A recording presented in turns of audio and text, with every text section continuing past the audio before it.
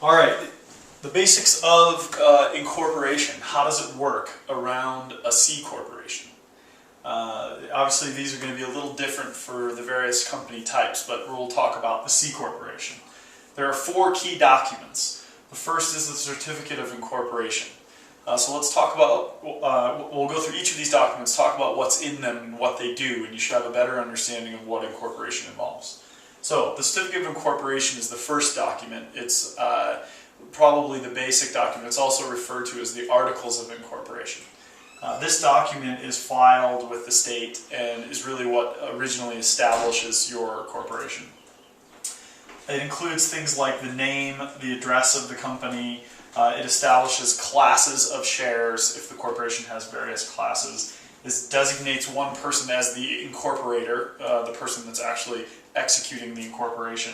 It also establishes the initial powers of the board of directors, and it gives you the right to amend the certificate or the articles of incorporation over time. So kind of sets up the basics and then says, you know, you can change it in the future if you need to.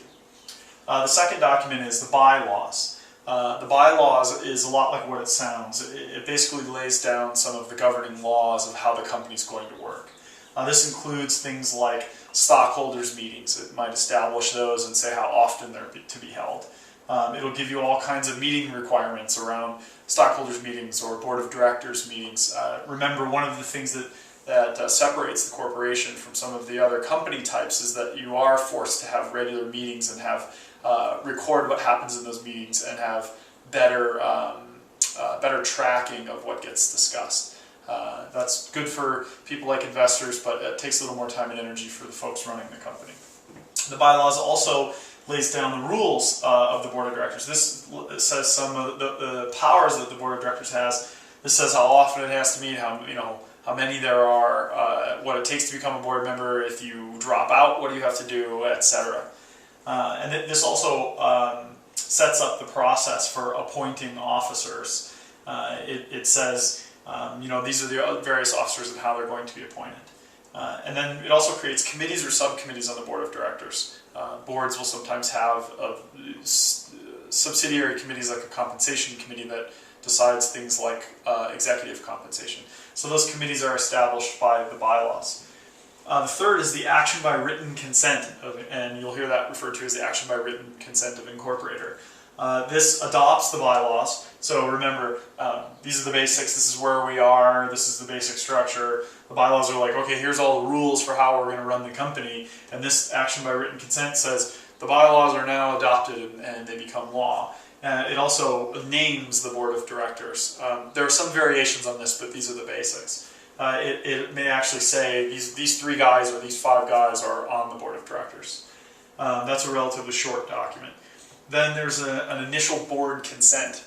This is a very important document. It holds a lot of information, a little more than I have here, but this will give you the general flavor of how it works.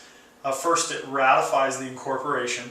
It says that the board says, yes, the incorporation was valid. It also adds a minute book and establishes a minute book, so it gives you rules about how you take minutes. It appoints officers to positions like president, CEO, secretary. It names those officers. It issues common stock to shareholders, which is important. It adopts equity incentive plan, often, if the company chooses to do so. It will adopt an equity incentive plan. And it also lays out a bunch of the financial rules for the company. So it says, hey, you can have a bank account, you can start reimbursing expenses, we're going to set the accounting year for the company to either a fiscal or a calendar accounting year. They may say, if it's a calendar fiscal accounting, the year starts in January and ends in December. And it also establishes a federal tax ID, which is important because that becomes that tax ID becomes a number that companies use often to identify themselves and to do various things. So pretty simple, what and where, kind of the basics, the nitty-gritty rules about how things work and what you have to do to get onto the board of directors or to appoint officers or how often meetings are going to happen and under what circumstances. This is just saying, yes, we agree to these things, and then the initial board consent starts laying down some of the rules.